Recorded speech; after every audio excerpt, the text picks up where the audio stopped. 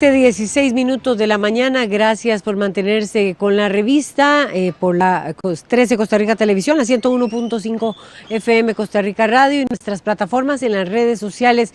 Participe con sus comentarios y sus preguntas.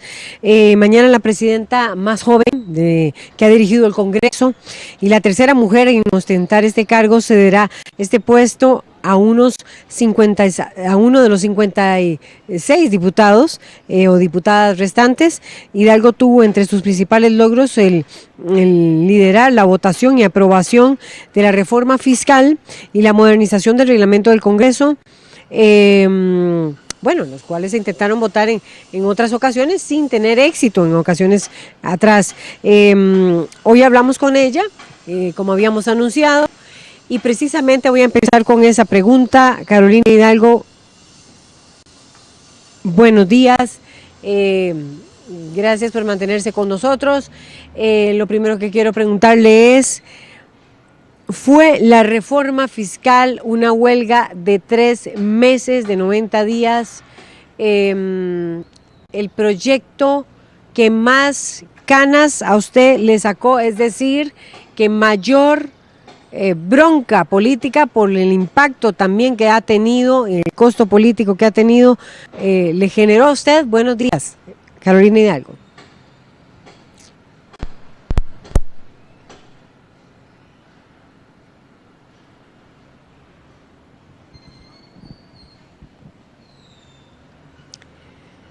Estamos tratando de hacer contacto con la presidenta. Ya ahora sí, me escucha. Adelante. Un gusto saludarla y a quienes nos acompañan.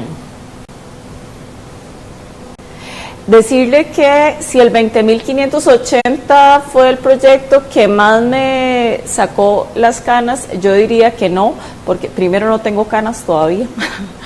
Y segundo, sí fue una preocupación difícil, fue un proyecto complejo. Generó un desgaste y una tensión importante, pero significó en lo personal quizá mayor reto la reforma al reglamento legislativo. La reforma fiscal que tuvo aquí en las afueras, la huelga, ¿verdad?, tan de 90 días, ¿por qué fue más el reglamento versus la reforma fiscal? ¿Sintió usted que la negociación fue muchísimo más fluida en el tema de la reforma fiscal al tener el apoyo de Liberación Nacional y el Partido Unidad Social Cristiana y usted como una de las protagonistas en ese proceso? ¿Qué con el reglamento tuvo que ver con eso?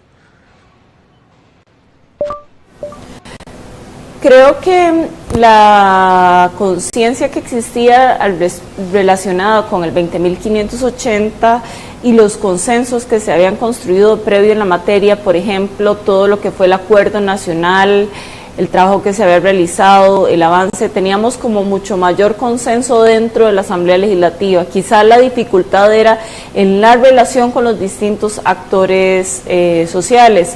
La reforma al reglamento ahí sí fue un generar balances, equilibrios y acuerdos internos. Entonces a lo interno fue bastante más demandante la construcción de ese acuerdo que la reforma fiscal. Eso contado desde la presidencia, más desde el plano personal. Pero en el caso del reglamento, ¿podría detallarme más porque usted cree que fue más difícil? Es decir, ¿sintió usted en algún momento que el cambio, la reforma al reglamento era una propuesta perdida, estaba a punto de desfallecer esa iniciativa? Sí se dieron momentos complicados en los que costó aterrizar en artículos en concreto las preocupaciones y generar un balance. Por supuesto, al existir algunos diputados que estaban repitiendo en su legislatura o como diputados, había algún esfuerzo de resistencia por no generar el cambio. Entonces, lo que fue difícil, creo, el reglamento fue poder aterrizar en concreto sus artículos, generar el balance interno y en el último momento de su aprobación se mezcló con alguna otra agenda por parte de algunas fracciones que no estaban tan convencidas de votarlo de manera afirmativa, con lo cual sí tuvimos una dificultad importante para lograrlo hasta el último momento inclusive. En el 20.580 el consenso interno era bastante alto y la diferencia quizás estaba con algunos sectores sociales. Cada proyecto tuvo sus aprendizajes, sus retos, pero en lo personal, quizá porque me tocó liderar de manera menos acompañada, quizá, la reforma al reglamento. No fue así, usted también tuvo mucha intervención y participación en el tema de la reforma a la tenencia de las armas, pongámoslo de una manera más sencilla. Ahí no se logró mantener un arma, la autorización para mantener un arma por persona, sino que se mantuvo en 2. ¿Qué pasó allí, Carolina Hidalgo, presidenta de la Asamblea, todavía hasta hoy, bueno, y las primeras horas de mañana? Sobre la discusión sobre la tenencia de armas, el Partido Acción Ciudadana siempre ha sido claro en la necesidad de fortalecer la línea de prevención y apostarle a fortalecer el Estado como una forma de estrategia en el plano de la seguridad. Nosotros apostamos a una, teniendo claro que era una discusión compleja porque históricamente se han permitido un mayor número. Entonces, el objetivo general era disminuir la cantidad de la tenencia de armas, y además eso es la presidencia de la Asamblea Legislativa, no siempre ganar, y entender que más bien desde el rol de liderazgo toca en gran medida ser uno al punto medio, el rol de bisagra, el puente, y no siempre se gana en las posiciones. De hecho, son pocas las ocasiones en las que uno podría lograr esfuerzos personales o partidarios de manera completa. Entiende uno que desde una Asamblea Legislativa de 7 fracciones, con además una agrupación de diputados independientes, toca ceder en las posiciones y tener claro qué se negocia y qué no se negocia, o sea, hasta dónde está el límite de lo que uno persigue o no. En el caso de las armas, creo que se logró el objetivo general, que era mejorar el tipo de sanciones y por supuesto apostarle a disminuir la cantidad de armas al menos a 2, que en este caso el proyecto sí se encuentra en consulta en la Sala Constitucional, pero el que tenía que ver con mejorar el régimen sancionatorio sí ha sido respectivamente aprobado. Cuando se habla de otra iniciativa que también ha generado bastante controversia, todavía no está presentada. Sí, hay varios proyectos, uno ya de ellos tiene dictamen. Me refiero al tema de la reforma a la huelga, y esto fue a raíz de la experiencia vivida con precisamente la huelga de 90 días, producto de la oposición de los sectores sociales y sobre todo sindicales en torno a la reforma tributaria. ¿Usted cree, vamos a ver, este liderazgo que usted ha tenido, se mantiene igual en torno a las reformas que se quieren hacer a la huelga? Me refiero estrictamente a que usted cree que se va a aprobar proyectos o iniciativas que consideren como servicios esenciales la educación, por ejemplo, o el tema de los servicios bancarios, sobre todo el servicio de cajeros. ¿Usted en eso está de acuerdo y cree que también van a contar, bueno, ya no, porque ya usted termina este periodo, pero usted también ha tenido participación en esas iniciativas? Laura, creo que el segundo año será un año donde la agenda relacionada con la función pública será sin duda alguna uno de los temas principales. ¿Por qué razón? Porque existe efectivamente la comisión que se estaba conociendo los proyectos relacionados con la regulación respecto a huelgas, también está servicios esenciales, acaba de ingresar el proyecto de empleo público. Desde la presidencia uno no suele tener una participación activa en comisiones, salvo algunas excepciones. No he estado involucrada directamente en estas materias, tenemos designado algunas otras personas de la fracción oficialista. y conforme avancen los proyectos pues se irá definiendo la posición de la fracción. Yo de momento no he tenido un rol activo en esos temas, por supuesto aportaré al debate, pero me parece prematuro realizar alguna afirmación sobre mi posición en alguno de estos proyectos.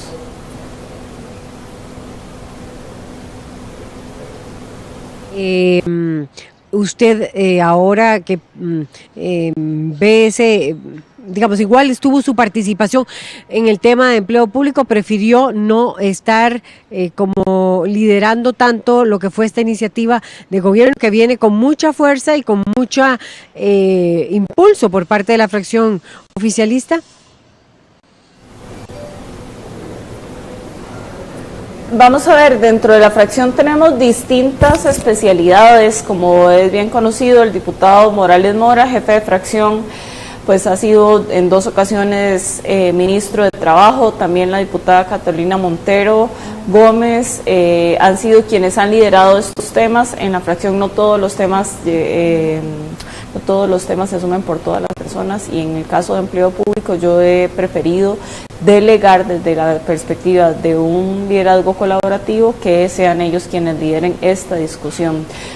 Como lo mencioné anteriormente, no formo parte de las comisiones que ven estos proyectos, ni he asumido un rol líder, por así decirlo, en esta materia, con lo cual esperaría un poco en iniciar mi rol de diputada usual desde las comisiones y consensuar un poco la posición de fracción para referirme al respecto. ¿Por qué sí asumió el de lideresa en el caso de la reforma tributaria y en el caso del reglamento? Me gustaría iniciar con el de la reforma tributaria, porque sí lideró ese proceso que sí ha tenido, digamos, un impacto y costo político fuerte. En el caso de la reforma fiscal, me correspondió ser quien liderara el proceso desde la facilitación del debate, y en el caso de, claramente porque tenía la presidencia, no, en el caso de empleo público acaba de ingresar, con lo cual no me ha tocado realizar interpretaciones sobre el procedimiento ni resoluciones, como sí fue el caso del 20.580. Y en el caso de la reforma del reglamento en particular, sí era un asunto que ya yo había estudiado desde la academia, desde también como el rol de asesora de la Asamblea Legislativa, con lo cual me interesaba mucho poder darle seguimiento a las propuestas que tanto el Partido Acción Ciudadana había realizado en su plan de gobierno, como también había podido profundizar desde el espacio más profesional o académico relacionado con la materia. Entonces de ahí que sí tomé la decisión de presidir esa comisión y sacar adelante la reforma. Entonces en concreto mi liderazgo en la reforma del reglamento tiene que ver con una especialidad temática que sí tenía, y en el caso del 20.580 pues al ser la presidenta de la Asamblea Legislativa me tocaba claramente facilitar esa discusión, y no ha sido en ninguna de estos 2 espacios pues el rol que me ha correspondido en materia de empleo público. ¿Cómo ve usted ese segundo año? Es decir, ¿se seguirá? ¿Ve usted que para estas iniciativas, tanto de empleo público como en la reforma a la huelga en nuestro país u otras, ve usted un año como este primero para un próximo presidente de la Asamblea Legislativa? Bueno, los aspirantes son 2 hombres, varones, es decir, en este caso, ¿lo ve usted? ¿Ve usted el triunvirato, digamos, la unión del Partido de Acción Ciudadana con Liberación Nacional y la Unidad Social Cristiana aprobando iniciativas como sucedió en este primer año, mayoritariamente en este primer año? Sin duda alguna, Laura, creo que las fracciones han demostrado tener deseos de discutir proyectos postergados en el tiempo. Como lo mencioné anteriormente, será la materia relacionada con la función pública la que estará en la palestra o dentro de los temas principales por el proyecto de huelga, servicios esenciales, empleo público, también eurobonos y toda la agenda paralela al 20.580 que ha quedado pendiente y no se ha logrado resolver. Entonces yo no veo por qué no se puedan llegar a acuerdos relacionados con la materia, sobre todo si el primer año fue tan productivo y se demostró que se pueden sacar adelante proyectos que puede ser que no sean populares, pero que hay conciencia de las fracciones que se deben sacar adelante. Usted lo ve. La pregunta aquí también sería, usted decía ahora, hay proyectos que son complemento al 20.580, que es el proyecto de reforma tributaria. ¿Qué pasó con la otra parte cuando se referían a la aprobación de esta iniciativa? ¿Qué pasó con la parte que tiene que ver sobre todo con las rentas, el cobro de las rentas y evitar la evasión que se produce y que se genera a raíz del tema de los capitales? El reclamo, sobre todo de las organizaciones sociales, fue cuándo se van a ver esos temas y si había garantía de que al aprobarse esta primera parte se iba a dar esa segunda parte. Cuando usted se refiere a esos complementos, ¿está hablando específicamente de que vienen reformas en esa dirección o ese tema nunca se va a abordar aquí en la Asamblea Legislativa? Y se lo digo porque ayer una especialista en derecho tributario, que ustedes tuvieron también hace un año en el tema de la reforma tributaria, abordaba y decía y señalaba que el levantamiento del secreto bancario era uno de los pasos para evitar la evasión fiscal. ¿Ve usted una participación igual de su parte, ya no tal vez como presidenta, pero de su parte, o ve usted estos temas en la agenda en este año?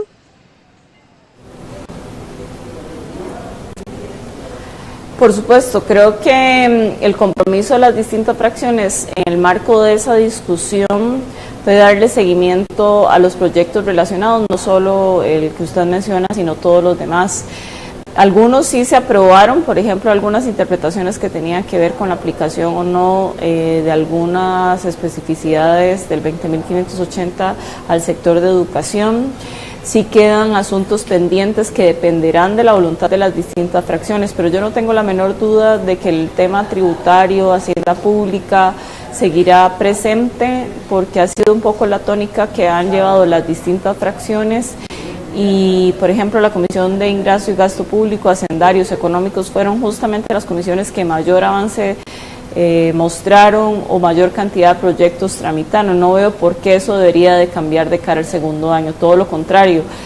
Más bien, teniendo la presidencia un partido de oposición, como puede ser la Unidad Social Cristiana o Liberación, veo que la temática más bien se fortalezca probablemente. Doña Carolina Hidalgo, que tenga que ver con la eliminación del secreto bancario, que tenga que ver con el tema de rentas, ¿Acción Ciudadana va a impulsar proyectos en ese sentido? Sí existen varios proyectos que ha presentado Welmer Ramos en la materia y también los que tienen que ver con defensa al consumidor y algunos otros equilibrios importantes en materia económica. Entonces, más bien, tanto Laura Guido como Welmer Ramos, olvidaba mencionar a la compañera Guido, han sido vehementes y han querido plantear proyectos que le puedan dar seguimiento a toda la agenda económica, no solo desde la perspectiva tributaria, sino también algunas acciones que consideran importantes, como es también la ley de competencia, usura, tasas de usura, que recién ha presentado el diputado Ramos González. Entonces, sí, la fracción continuará trabajando esta materia. Usted decía, la agenda de este segundo año seguirá y versará efectivamente sobre el empleo público. ¿Cree usted que se pueda, debido a ello, y aunque sean polémicos los proyectos, dijo usted, están dispuestos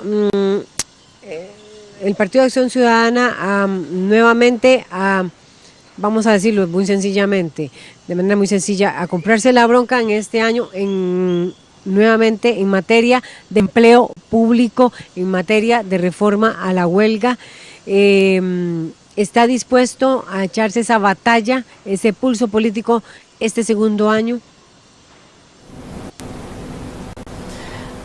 Creo que la fracción del Partido Acción Ciudadana ha demostrado que su agenda no gira en torno a cálculos políticos respecto a cuánto popular es un tema o no lo es.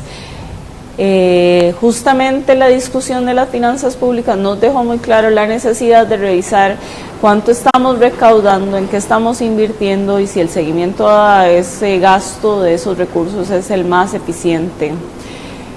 En materia de empleo público y toda esta agenda, yo no veo por qué no la fracción no pueda tener un liderazgo importante, generando los equilibrios correspondientes, claramente, teniendo el acercamiento a los sectores que sean necesarios, pero la fracción seguirá liderando la agenda que el país requiere, no necesariamente la que el país considere popular o no.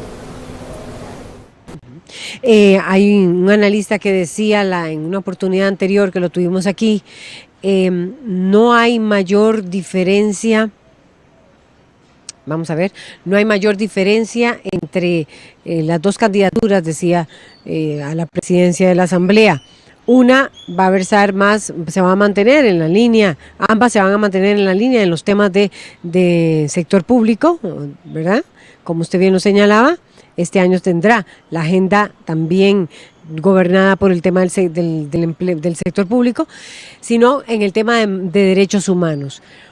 Esa es la diferencia, básicamente, señalaba él. En el tema de derechos humanos, este segundo año, ¿usted cree que vaya a haber discusiones importantes de iniciativas, el aborto terapéutico y demás, dentro de la Asamblea Legislativa? ¿Está usted dispuesta a liderar ese tipo de propuestas o eso no está dentro de sus intereses?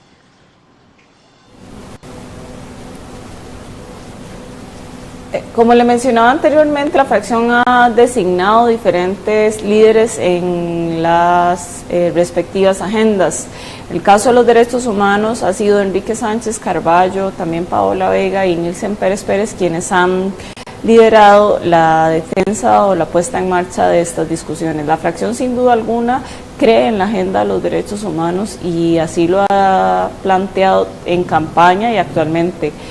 Una cosa es plantear los temas y tener las discusiones y argumentar como respectivamente se debe y se requiere en esta agenda, y otra cosa es que realmente vaya a lograrse consensos. Creo que han sido no pocos sino varios las ocasiones en las que hay una mayoría importante que no necesariamente comparte la postura del Partido Acción Ciudadana en la materia. Entonces nosotros de manera responsable aportaremos a la discusión, sin duda alguna defenderemos esta agenda, probablemente sean mis dos compañeras y Enrique Sánchez quienes defiendan esta agenda, pero de ahí no sé si afirmar que se vayan a aprobar propuestas progresistas sería oportuno. Tiene su costo también en algunos sectores, no todos, el apoyar, porque se había dicho, doña Carolina, que desde el primer año se hablaba de la presidencia de Carolina Hidalgo y el segundo, Carlos Ricardo Benavides. A quienes dicen eso, que eso ya estaba así acordado, ¿usted qué les dice? ¿Usted qué les responde? En realidad yo recibí el apoyo el primer año, hace un año, sin ningún condicionamiento, es decir, las fracciones no me pidieron ningún asunto a cambio de comprometerme con una u otra fracción para presidir los restantes años. Me parece, eso sí, que al ser el Congreso tan fraccionado, requiere probablemente un relevo de liderazgos que además fortalezca la institucionalidad democrática y que permita dentro del mismo plenario generar equilibrios y diferentes formas de facilitar el debate. Pero nunca existió un acuerdo de parte de la fracción, ni en lo personal, de apoyar a alguna fracción para el segundo o tercer año. En ese caso, el apoyo a mi presidencia fue sin condicionamientos.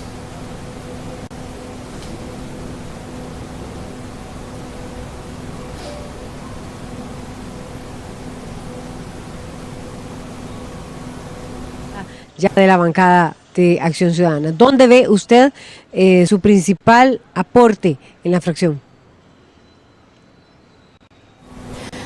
Creo que, por supuesto, mi interés sería enfocarme en la agenda de seguridad, todo lo que tenga también que ver con reformas al Estado, justicia y movilidad urbana.